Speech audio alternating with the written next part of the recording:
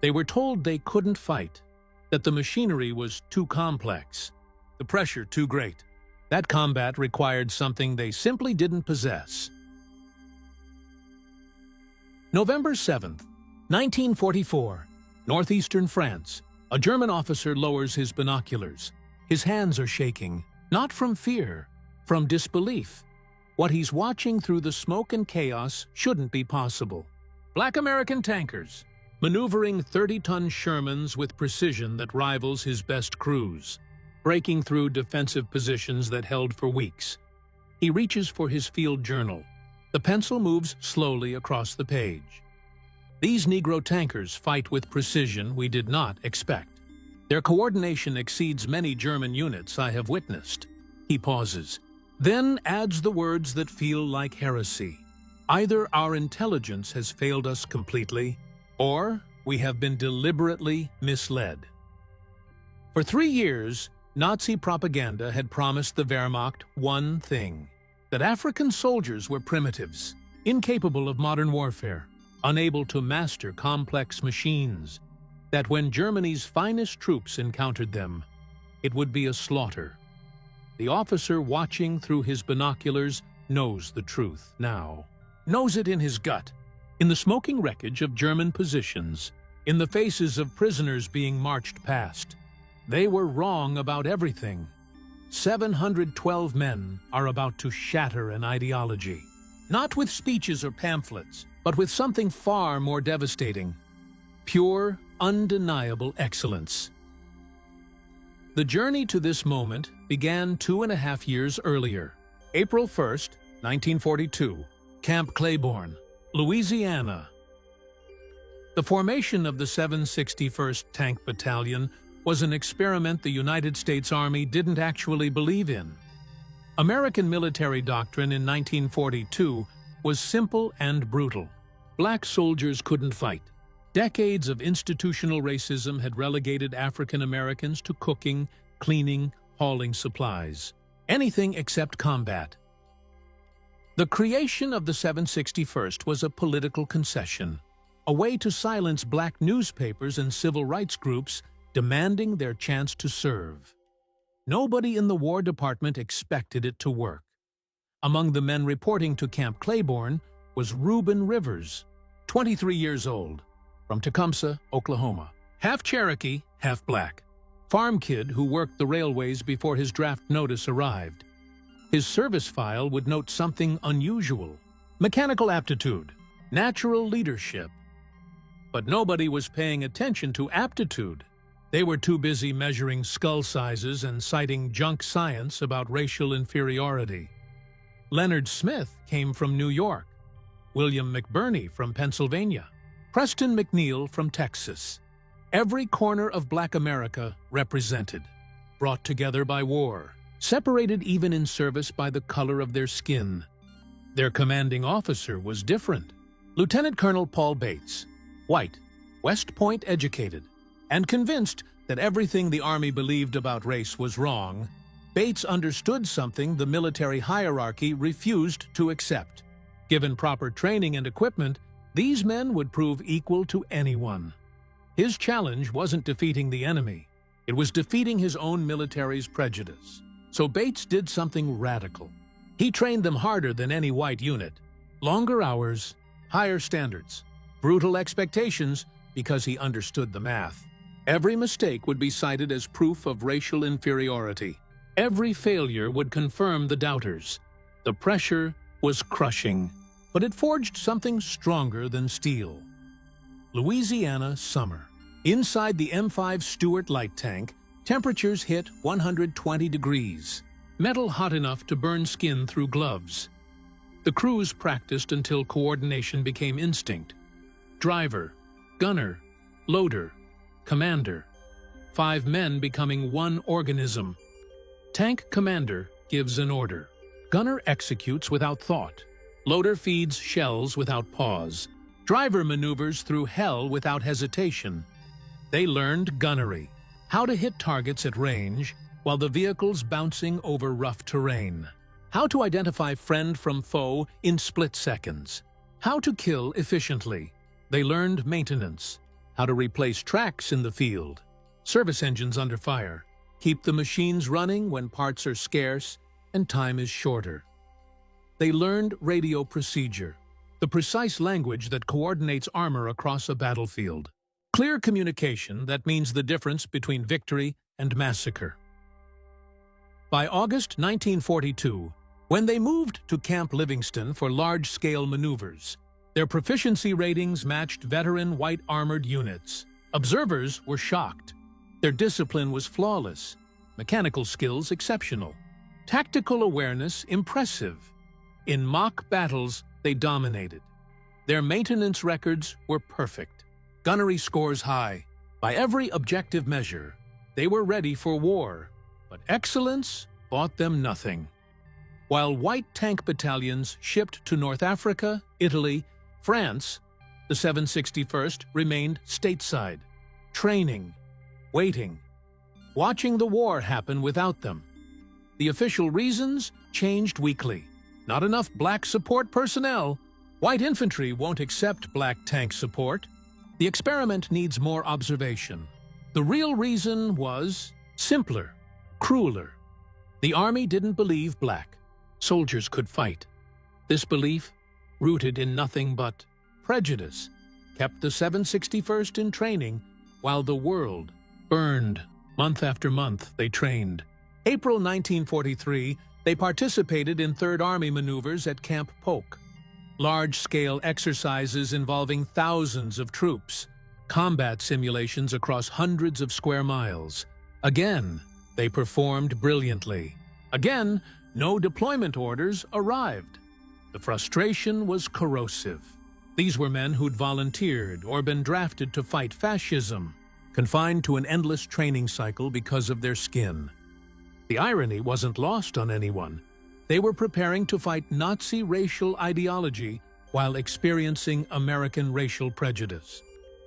The paradox deepened at Fort Hood, Texas, September 1943. The 761st was upgraded to M4 Sherman medium tanks.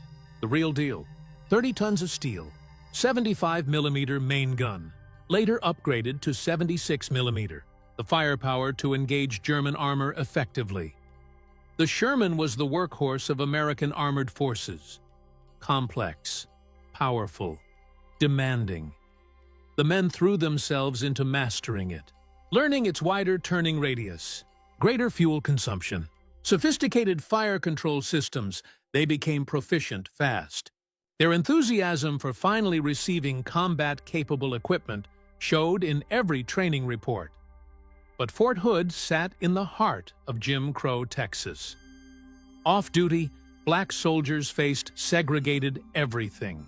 Separate bathrooms, water fountains, waiting rooms, restaurants that refused to serve them, businesses that turned them away, police that harassed them, civilians who treated them with open contempt. On base, conditions were marginally better. Black and white soldiers trained separately, slept in separate barracks. Even the post-exchange and movie theater were segregated. Black soldiers wearing the uniform of the United States Army were denied basic human dignity because of their skin. One incident crystallized the contradiction. Segundi, Lieutenant Jack Roosevelt Robinson, exceptional athlete, future baseball legend, refused to move to the back of a base bus in July 1944. His battalion commander, Lieutenant Colonel Bates, supported him. Senior officers intervened anyway, transferred Robinson, court-martialed him. Robinson was eventually acquitted, but too late to deploy with the 761st. The message was clear. Black soldiers, no matter how capable, would be treated as second-class citizens. Then, finally, June 1944. The deployment order arrived after 2.5 years of training. The 761st was alerted for overseas movement. The men could barely believe it. D-Day had happened on June 6th. Allied forces were establishing themselves in France. The need for armored units was desperate. Finally, their chance to prove what they'd been insisting all along. They were ready. August 27, 1944. They boarded the troop ship Esperance Bay in New York Harbor. 712 men, personal equipment, weapons, everything except their tanks. Those would be issued in England. The crossing took 10 days. Cramped quarters, bunks stacked 4 high, meals in shifts, but spirits were sky high. They were finally going to war. Upon arrival in England, they received the latest Sherman variant, the M4A3 with the upgraded 76mm gun. Significant improvement over the 75 they'd trained with. Greater armor penetration. Better chance against German Panthers and Tigers. The longer barrel and improved ammunition meant American tankers could actually hurt the heavy German armor they'd face. The M4A3 also featured a more powerful engine. Ford GAA V8, 450 horsepower. Better acceleration, better hill climbing, more responsive in combat. In tank warfare, speed and firepower mean the difference between survival and death. They trained briefly on British soil. Compressed, intense, only weeks to master the new equipment before shipping to France. Then, the English Channel. Crossing, rough, landing craft pitching and rolling. Tank crews struggling with seasickness. October 10th, 1944, they came ashore at Omaha Beach, 4 months after D-Day. The beachhead was secure, but remnants of battle still littered the sand. Destroyed equipment, shattered fortifications, the ghostly atmosphere of ground paid for in blood. The 761st moved quickly inland, rail and road toward the front lines. October 28th, 1944, they reached their assembly area near the French-German border. General George Patton, commander of Third Army, had specifically requested them for his push toward the Siegfried Line. Patton was known for aggressive armored warfare, controversial personality, complicated views on race. He'd served with Buffalo Soldiers early in his career, respected their fighting ability. But he also harbored the prejudices common to his generation and class. When Patton addressed the 761st on October 28th, his speech was characteristically blunt. "Men, you're the first Negro tankers to ever fight in the American Army. I would never have asked for you if you weren't good. I have nothing but the best in my army." He paused. "Let that sink in. I don't care what color you are as long as you go up there and kill those Kraut sons of bitches." Another pause. His voice hardened. "Everyone has their eyes on you and is expecting great things from you. Most of all, your race is looking forward to your success." He leaned forward, made sure they heard every word. "Don't let them down, and damn you, don't let me down." The speech was vintage Patton. Profanity, motivation, acknowledgement of the racial dynamics at play. The men of the 761st understood the subtext perfectly. They weren't just soldiers going into combat. They were on trial. Their performance would be judged not just as soldiers, but as representatives of their entire race. The pressure was immense, but they'd trained for this moment for 30 months. November 7th, 1944, the Black Panthers entered combat.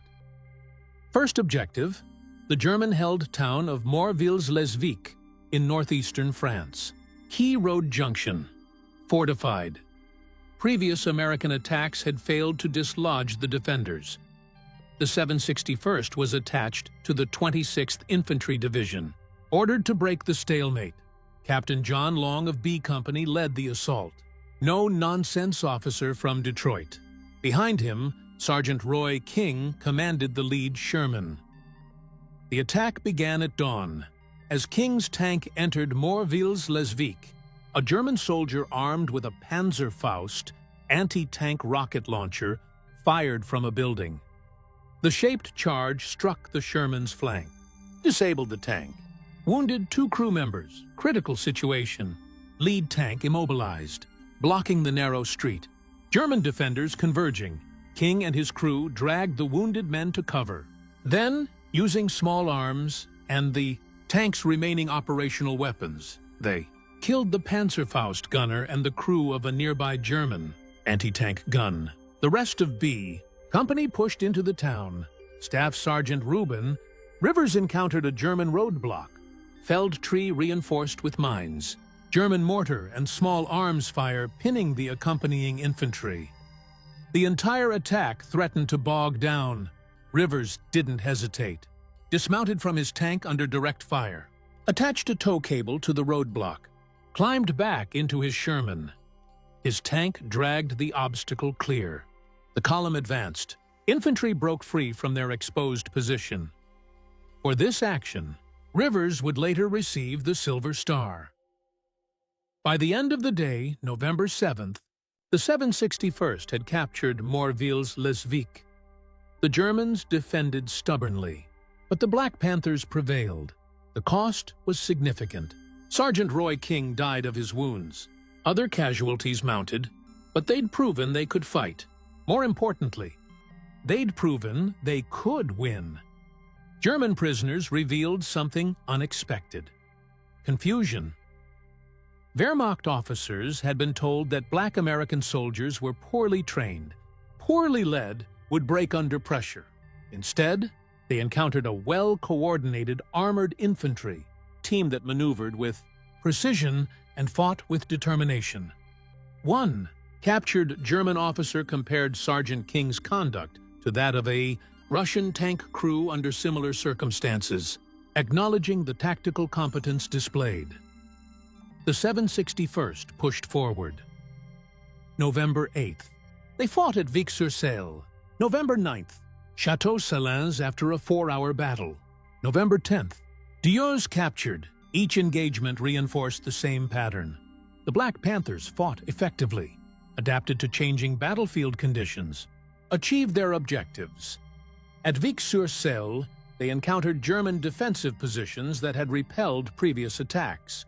Town on elevated ground, clear fields of fire, anti-tank guns covering approach roads, machine gun positions dominating key intersections.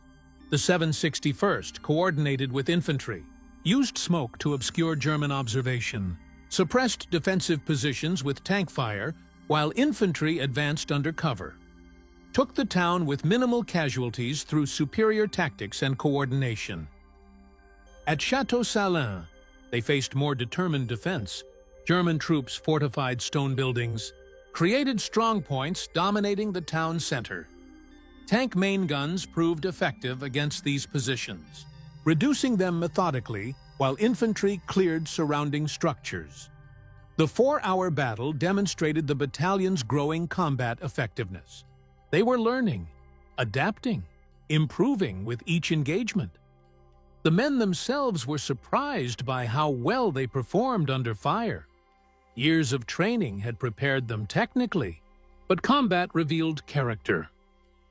Fear was universal, but they functioned despite it. The sounds of battle, the smell of cordite, the sight of casualties, all the sensory overload of combat became manageable through training and leadership. Tank commanders made decisions calmly under fire. Crews executed orders despite danger. The battalion functioned as designed. Sergeant Warren Creasy became legendary for his courage. When his Sherman was knocked out by a German anti-tank gun, Creasy jumped out, commandeered a machine gun on a nearby half-track, used it to eliminate the enemy crew. Then, he climbed onto another tank and continued fighting. His actions earned him a battlefield commission to second. Lieutenant Creasy's combat record over the entire campaign was extraordinary. Fought at the front continuously, demonstrated tactical skill and personal courage that earned respect from everyone who witnessed it. Tank commanders who served with him recalled his calm under fire, his ability to make quick tactical decisions, his willingness to expose himself to danger to accomplish the mission. These qualities repeated across the battalion by dozens of men, defined the unit's character.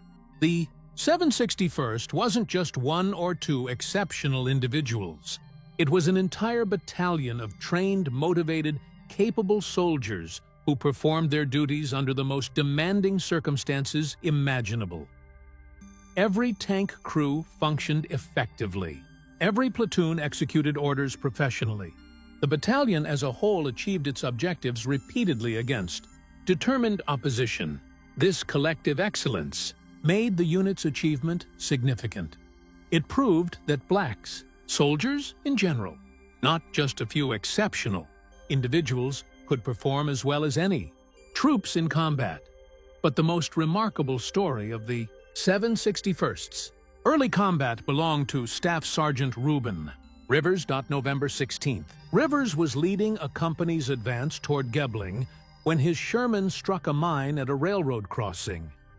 The explosion tore through the tank's belly armor, sent shrapnel ripping through the crew compartment. Rivers took the worst of it. Metal fragments slashed his leg from knee to thigh, cutting down to the bone. The wound was catastrophic, required immediate evacuation. Captain David Williams, the company commander, reached Rivers' position with a medic. They carried morphine to dull the pain before evacuation. Williams recalled the conversation years later. "Reuben, you're going back. You've got $1 million wound. This is your ticket home." Rivers refused. He wouldn't accept morphine, said it would cloud his judgment. He wouldn't accept evacuation. His men needed him. The medics cleaned and dressed the wound. But Rivers could see German artillery observers marking the position. He climbed into another Sherman, took command. Through the night of November 16th, Rivers remained with A Company as they prepared to assault Guibling. By dawn on November 17th, his leg had swollen grotesquely. Infection setting in, the wound turning gangrenous. Every movement caused visible agony. Captain Williams again ordered evacuation. Rivers again refused. "Captain, you know better than that. This is going to be tough." Rivers led the assault into Guibling. His tank crew later reported that he directed their fire through gritted teeth, sweat pouring down his face from pain and fever. The Germans defended Gebling fiercely. The 761st lost 3 tanks to anti-tank fire and 1 to mines just taking the town. Rivers' Sherman engaged enemy positions throughout the day, knocking out machine gun nests, suppressing German infantry. Through November 17th and 18th, Rivers continued commanding his tank. His condition deteriorated rapidly. The infection was spreading. Medical officers who examined him in the field were horrified he was still fighting. By the morning of November 19th, Rivers was clearly dying, his leg black with gangrene, fever racking his body. But a company was ordered to advance toward Bourg-Altrou, and Rivers refused to be left behind. At dawn, a company pushed out from Gebling. Almost immediately, heavy anti-tank fire from concealed German positions. Captain Williams ordered his tanks to pull back to cover. Rivers radioed that he'd located the enemy anti-tank guns. He and another Sherman moved forward to engage, covering the company's withdrawal. The German guns concentrated fire on the 2 exposed American tanks. Armor-piercing rounds struck Rivers' Sherman repeatedly. 1 penetrated the turret. The tank exploded. Staff Sergeant Reuben Rivers died instantly. 2 other crew members killed. The survivors wounded.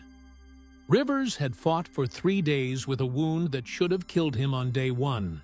His leadership and sacrifice enabled a company to capture 2 heavily defended towns and inflict significant casualties on German forces. For his actions from November 16th to 19th, Rivers would eventually receive the Medal of Honor, though not until January 1997, 53 years after his death.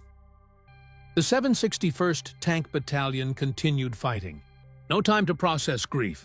The war demanded constant forward motion. December 16, 1944. Germany launched its last major offensive in the West. The Battle of the Bulge caught Allied forces by surprise, created a dangerous salient in American lines, threatened the port of Antwerp. The 761st was rushed north to help contain the German breakthrough, attached to the 87th Infantry Division, thrown into the fight for the Belgian town of Tillit. The movement north was chaotic, Allied forces scrambling to respond to the surprise German offensive, roads clogged with retreating units, refugees, supply columns. The 761st moved through this chaos, reached their assembly area January 6, 1945, went into action immediately. The battle for Tillit would prove one of the fiercest engagements the Black Panthers fought. German SS panzer troops defended the town with fanatical determination. Elite units, experienced soldiers who'd fought on the Eastern Front. They knew how to defend against armor. They'd prepared Tillit carefully, positioning anti-tank guns to cover approach routes, mining roads, fortifying buildings. They were determined to hold. Winter weather added another layer of misery. Temperatures dropping below freezing, snow accumulating to several feet, visibility often reduced to meters by blowing snow. The cold was brutal. Tank engines struggled to start. Mechanical systems froze. Ammunition had to be warmed before loading or it would jam. Crews wore every layer of clothing available, still suffered from the cold. The Sherman's narrow tracks struggled for traction on frozen ground. Tanks slipped and slid on ice. Drivers fought to maintain control on slopes. Movement that would have been simple in summer became treacherous in winter conditions. During the Tillit operation, the 761st encountered something new: psychological warfare directed specifically at them as black soldiers. German radio broadcasts, delivered by American-born propagandist Mildred Gillars, known as Axis Sally, jammed American communications channels. Good morning, Negro soldiers of the 761st. I am sorry that you will die today in Tillit. Her voice was smooth, almost sympathetic. Our fight is not with the Negroes in America, and your fight is not with us. Your fellow Negroes are rioting in Cleveland. A pause. Then the knife. Your commander, Captain Williams, is leading you to death and destruction. He is white, and not one of you. Your battalion commander, Major George, is also white, and not one of you. Another pause. Music swelling underneath. Louis Armstrong's horn. Leave your tanks now, and return home to Cleveland where you are needed. And you will not be killed.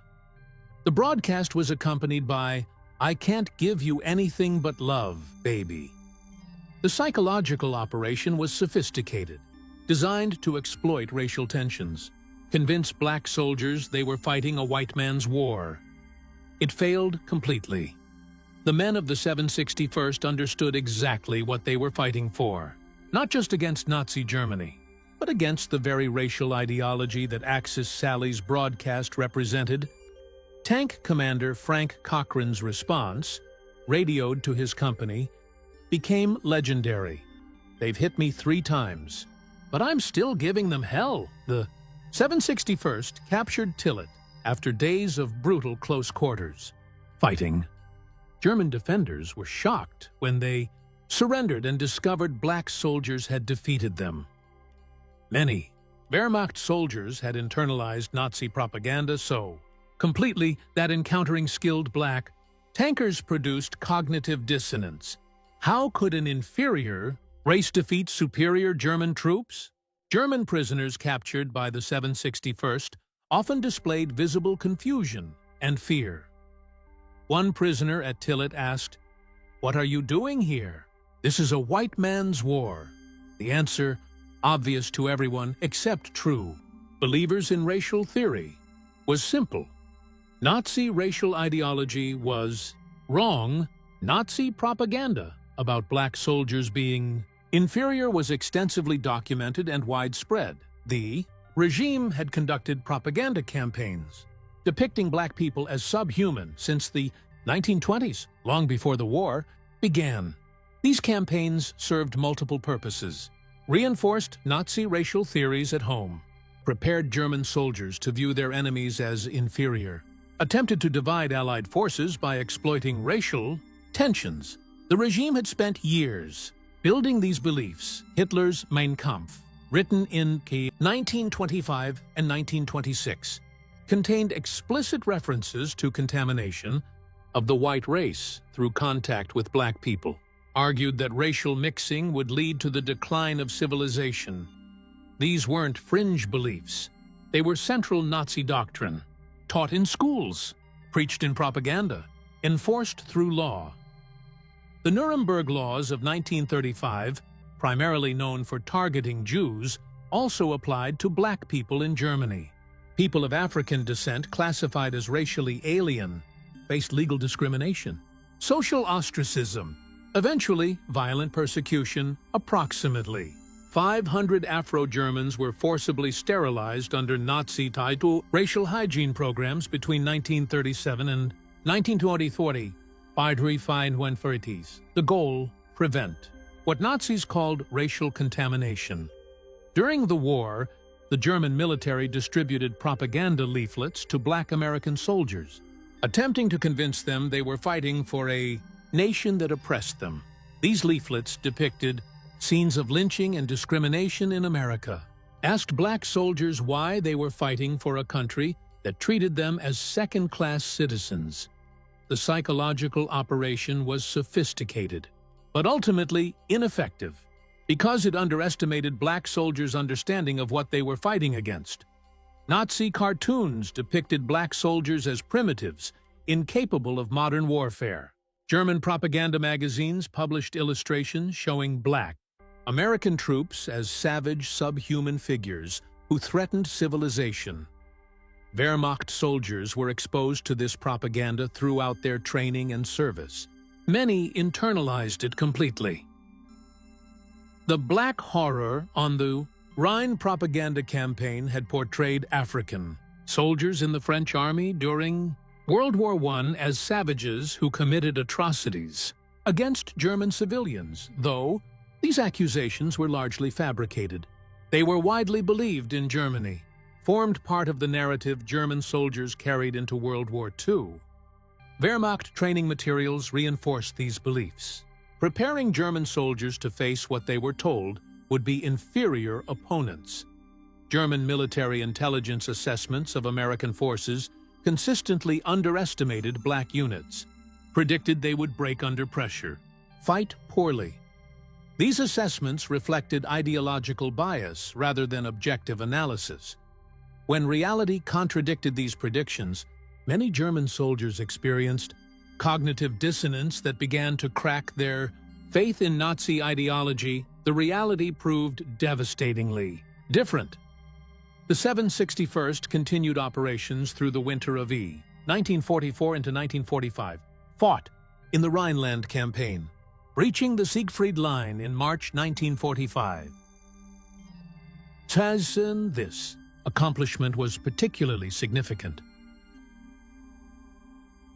The Siegfried Line, known to Germans as the West Wall, was a series of fortifications along Germany's western border, stretched for nearly 400 miles from the Netherlands to Switzerland.